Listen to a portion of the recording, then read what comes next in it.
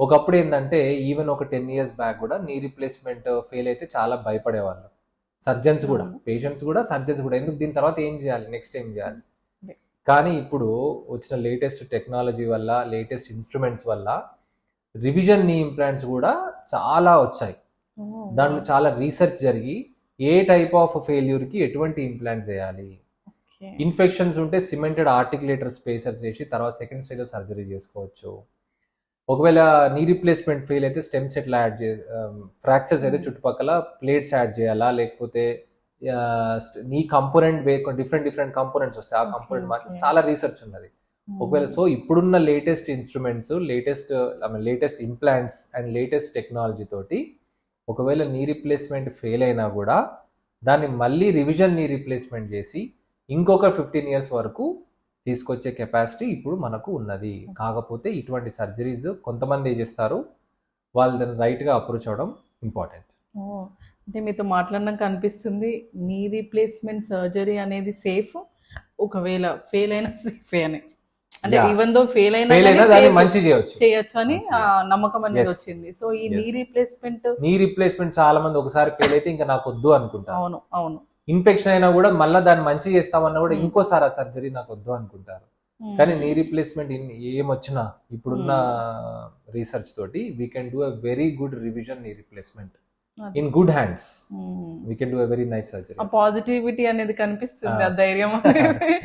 అదే. సో ఈ knee replacement the success rate అనేది ఎంత ఉంది, ఎంతమంది రీప్లేస్మెంట్ అయ్యాక హ్యాపీగా ఉన్నారు? వెరీ గుడ్ అండి. సక్సెస్ రేట్ వేరు, హ్యాపీగా ఉండడం వేరు. వెరీ ఇంపార్టెంట్ క్వశ్చన్ ఇది. ఇందాక కూడా చెప్పాను నేను, సక్సెస్ అంటే 99% సక్సెస్ రేట్ నీ రీప్లేస్మెంట్. కానీ ఒక స్టడీ ఉన్నది, ఏంటి అని అంటే అసలు ఎంతమంది హ్యాపీగా ఉన్నారు నీ రీప్లేస్మెంట్ చేసుకున్న వాళ్ళు, ఎంతమంది హ్యాపీగా ఉన్నారు అంటే 80% హ్యాపీగా ఉన్నారంట. Somewhere between 80 to 83%. అంటే ఇంకో 15 to 20% నీ రీప్లేస్మెంట్ చేసుకున్నా కూడా అంత హ్యాపీగా లేరు. అయితే వాళ్ళని ఎందుకు అని కూడా అడిగారు. దానికి రకరకాల కారణాలు. కొంతమంది ఈ నీ జాయింట్ నాకు నార్మల్ గా అనిపించట్లేదు, I don't feel it as normal. లేకపోతే అయినా కూడా నాకు నీ రీప్లేస్మెంట్ చేసుకున్న తర్వాత కూడా నాకు 90-95% పెయిన్ రిలీఫ్ రాలే, కొంత పర్సెంటేజ్ వచ్చింది. లేకపోతే కొంతమంది ఎక్స్పెక్టేషన్స్ అంటే సర్జరీ చేసేటప్పుడు డాక్టర్ గనక ఆకాశాన్ని చూపిస్తే, అంటే ఏంటి, నేను రీప్లేస్మెంట్ చేసుకున్నాక ఉరుకుతావు, పరిగెత్తుతావు, నువ్వు అలా అయిపోతావు, ఇలా అయిపోతావు అని నీ ఎక్స్పెక్టేషన్స్ నేను ఆకాశంలో చూపించి సర్జరీ చేసి పేషెంట్కి బాగానే పెయిన్ రిలీఫ్ వచ్చిన expectations, if your expectations are very high, even then the patients will not be happy. అందుకనే డాక్టర్గా సరిగ్గా కౌన్సిల్ చేయాలి. And you have to set your patient expectations right. So ఇవన్నీ చేసిన తర్వాత ఇప్పుడు కొత్తగా చెప్తాను, అందుకనే రోబోటిక్ నీ రీప్లేస్మెంట్స్ వచ్చాయి. ఓకేనా?